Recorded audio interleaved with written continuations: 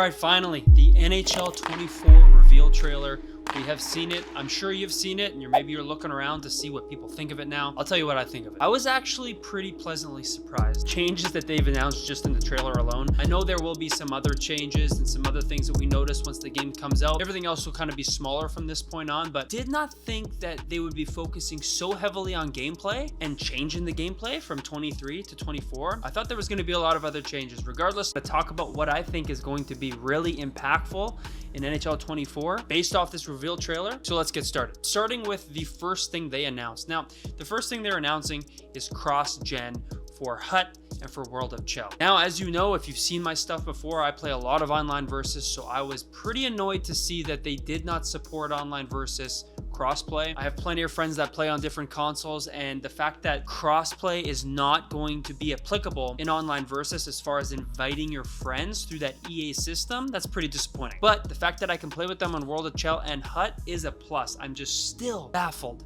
as to why you cannot figure out a system completely across every game mode and why it's so hard to figure it out. Get it done. Just get it done, EA. I just don't understand it. Now, they did announce a bunch of things. Some of them I don't think they are granted as a new feature in the game. They announced quite a few, but I'm just going to touch on the ones that I think were very important. Moving on to the number 2, they talked about the sustained pressure system. What I'm hoping this does, when you are playing someone who's not great at the game and you got 20 shots on net and they get one breakaway and they end up beating you 1-0, it just doesn't happen, okay? The NHL games that we see, if a team is dominating and they have pressure, it is beyond rare that we see the other team get one chance and they win off that one chance. Yeah, they can score and it can be debilitating to that team, but they'll still figure out a way to come back and win. It is so rare otherwise. So the fact that they are implementing this, so if you're pinned in your defensive zone, you are going to suffer greatly. Your stamina is going to suffer greatly. Same thing in the other end. If you are pressuring in the offensive zone, cycling the puck, they are not able to get that puck from you. There should be some kind of payoff. And I'm excited to see that they are making that change. We'll see what kind of actual change it makes when it is pushed into the game and we're all getting our hands on it. Now, tying heavily into that sustained pressure system is goalie fatigue. Now, this is, again, pretty self-explanatory.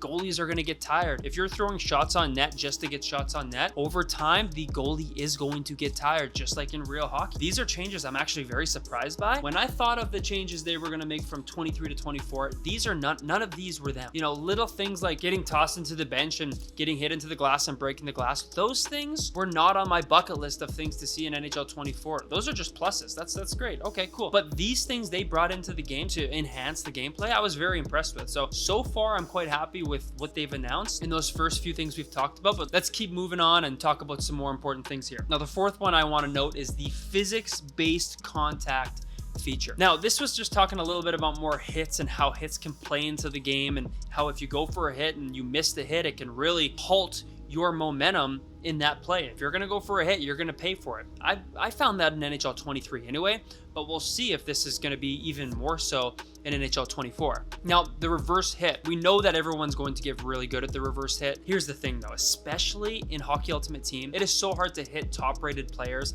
Smaller players, not so much, but players like McDavid, like Makar, like Alexander Ovechkin, they're hard to hit anyway. But in NHL 23, if they're able to reverse hit, are you also going to still have that implementation of the hard to hit feature? Because I find sometimes those top-rated players are so hard to hit. You'll go for a hit, it should be clear as day, easy hit, and you're just completely either miss the guy or you bounce off him. And that player does nothing to deserve that. What I'm hoping is that there's more natural contact. That's what I'm kind of hoping for, to make it more like real hockey. And then we have to get good. If you're on the puck, you got to get good at those reverse hits and the timing of them. Otherwise, that natural contact, if a player is coming into contact with another player, even if it's not a hit, it should at least slow them down, break the puck up, do something to stop that play or to prevent that play from forming in some way. Now, the last thing I want to touch on, there was some others, but this is probably one of the ones I'm actually most excited for.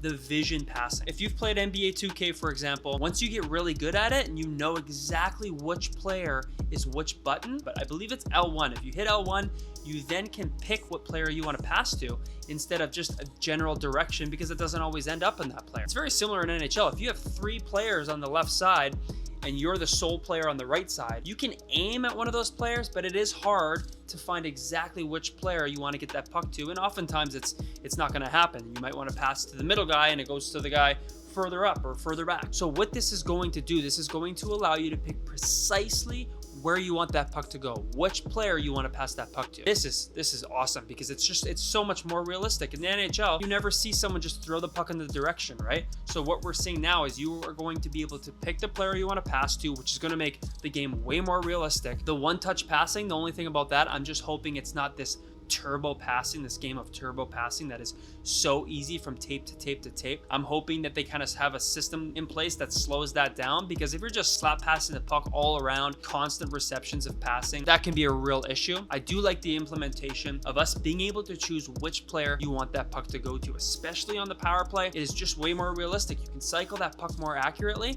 and for players that are unfamiliar to the system, as you get used to it, it's going to make the game way more enjoyable as far as passing goes for this game. Now, NHL 24, I'm not gonna lie, I am excited for this game. I was not sure what to expect based off some past interviews. It lacked excitement from the creators of the game, and that concerned me, to be honest. As somebody who spends hours in this game, it concerned me. But seeing this reveal trailer, I have a lot of hope for this game. You may not, and that's totally fine. I totally understand that. I am not the type of person who needs more game modes and little things to make me happy. I just want the game to play well, to play realistic, and so we can continue playing competitive NHL like we all love to do. That will be today's video. I'm excited to see what is next for the NHL series, and hopefully this is a game that we can play all year long and really enjoy. Thanks for watching.